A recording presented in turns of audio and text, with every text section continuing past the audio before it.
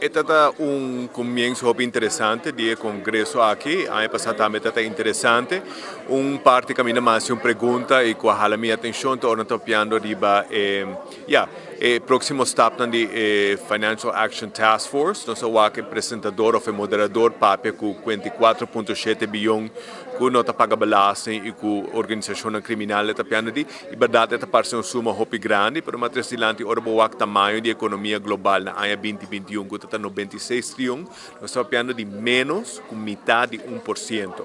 E todo o processo não conosco se complicou a estrangular nossa economia, tanto na Aruba como em outros islas do Caribe, nós não conseguimos assim. Recentemente, o primeiro-ministro de Barbados estava no Congresso americano e ele trazia sua preocupação.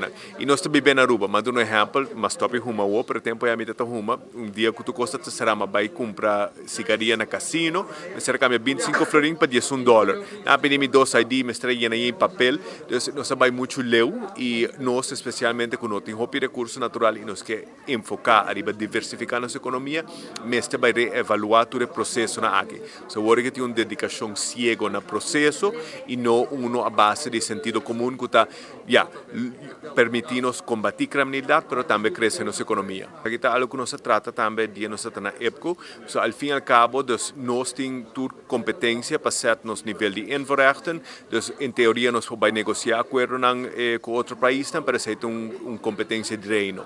Dus realmente o ministro de Assuntos Exteriores está de reino, pero não tem uma boa linha de comunicação.